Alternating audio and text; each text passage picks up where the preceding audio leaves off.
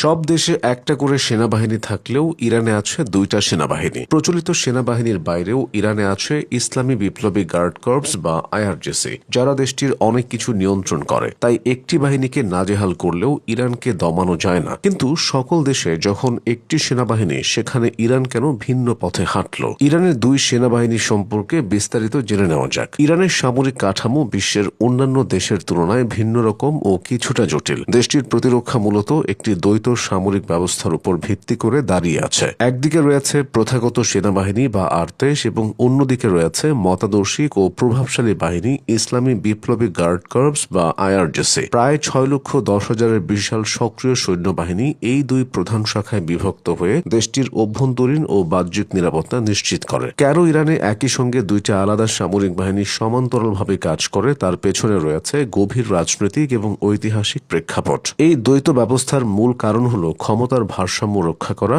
এবং 1979 সালের ইসলামী বিপ্লবের চেতনাকে সুরক্ষিত রাখা। 1979 সালের ইসলামী বিপ্লবের পর ইরানের তৎকালীন সর্বোচ্চ নেতৃত্ব অনুভব করেছিল শাহ শাসনামলের পুরনো সেনাবাহিনীর উপর পুরোপুরি আস্থা রাখা সম্ভব নয়, কারণ ওই বাহিনীর কর্মকর্তাদের বড় অংশই পশ্চিমা শিক্ষায় শিক্ষিত এবং পূর্ববর্তী রাজতান্ত্রিক শাসনের অনুগত ছিলেন। তাই ইসলামী প্রজাতন্ত্রের আদর্শ রক্ষা এবং যে কোনো অভ্যন্তরীণ সামরিক অভ্যুত্থান ঠেকানোর জন্য একটি নতুন অনুগত ও ধর্মপ্রাণ বাহিনী গঠনের প্রয়োজনীয়তা দেখা দেয়। এই চিন্তা থেকে আয়াতুল্লাহ খোমেনির নির্দেশে গঠিত হয় ইসলামী বিপ্লবী গার্ড কর্পস বা আইআরজিসি। সময়ের সাথে সাথে এই আইআরজিসি একটি আধা সামরিক বাহিনী থেকে রূপান্তরিত হয়ে ইরানের সবচেয়ে শক্তিশালী সামরিক ও অর্থনৈতিক শক্তিতে পরিণত হয়েছে। ইরানের সংবিধানেও এই দুই বাহিনীর দায়িত্ব সুনির্দিষ্ট করে দেওয়া হয়েছে, যাতে কেউ কারো কাজে সরাসরি হস্তক্ষেপ না করে একে অপরের পরিপূরক হিসেবে কাজ করতে পারে। ক্ষমতা ও কর্মপরিধির বিচারে প্রথাগত সেনাবাহিনীর প্রধান দায়িত্ব হল ইরানের সীমান্ত রক্ষা এবং বিদেশি শত্রুর হাত থেকে ভূখণ্ডের অখণ্ডতা বজায় রাখা। তারা প্রথাগত যুদ্ধবিদ্যা, ভারী শস্ত্র এবং দীর্ঘমেয়াদী প্রতিরক্ষামূলক কৌশলে দক্ষ।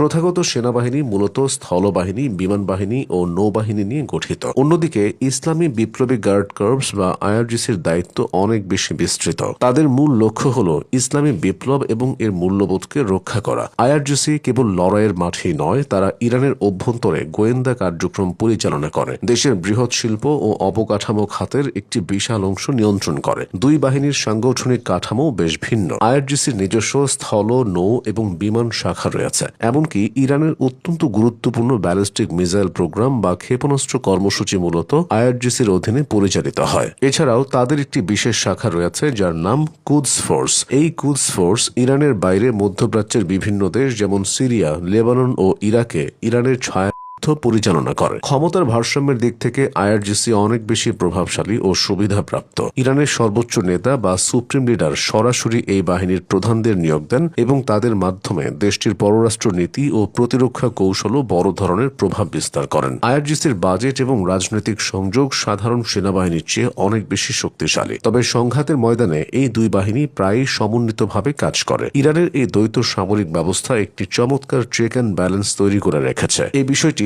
দেশটিতে সামরিক অভ্যুত্থানের সম্ভাবনাকে প্রায় শূন্যের কোঠায় নামিয়ে এনেছে।